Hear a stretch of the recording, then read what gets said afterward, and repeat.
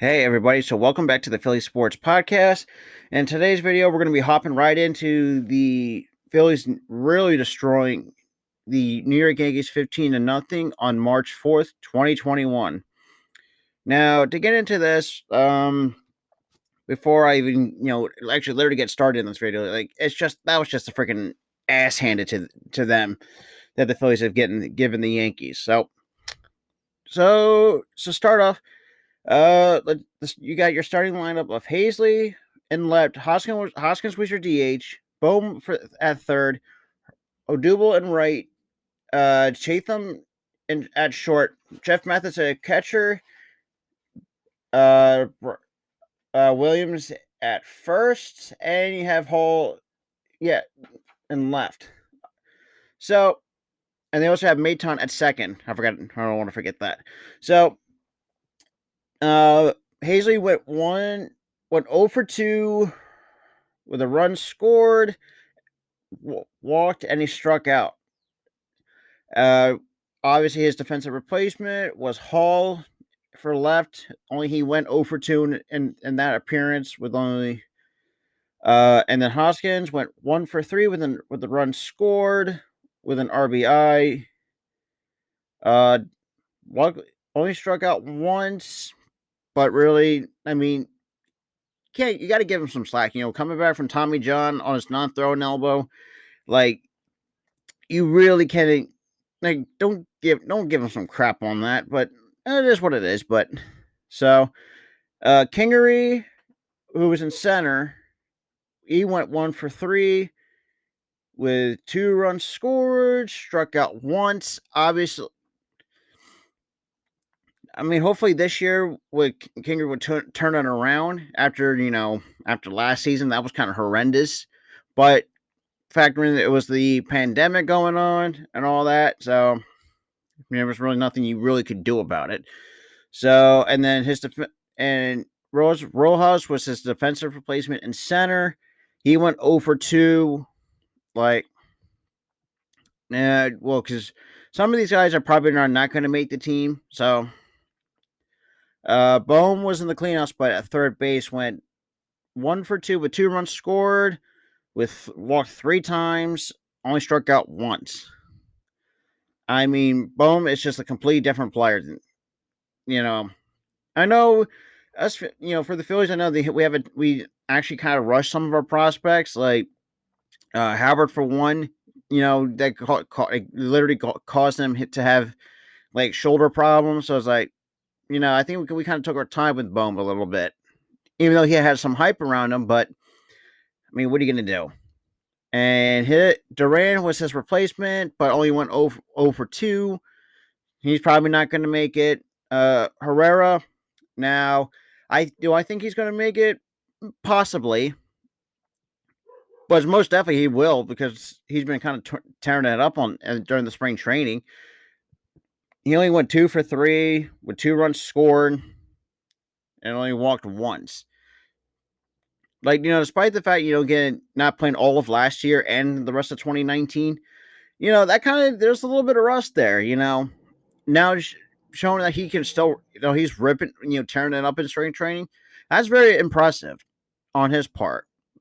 But I think he needs to, let's just say, he needs to stop having off the field troubles. As us Phillies fans, we know what happened with him. Baseball fan, if you're a baseball fan in general, and you know, if you know what I'm talking about, basically, yeah. So basically, just he needs to stop. He cannot get in trouble off the field. Now, Mickey Moniak was his defensive replacement. I think he can make it, especially with the outfield battles, because he's also good too. Number 1 overall pick for the Phillies. Even he's another guy that's proven everybody wrong. He's kind of tearing it up in spring training as well. He went 2 for 2 with 2 runs scored and walked twice. And then Chatham, he's a guy that we got in a small trade with the Red Sox, or actually I think we picked him in free agency. I'm not entirely sure. If you're a baseball fan, put that in the comment section. So because don't quote me on that.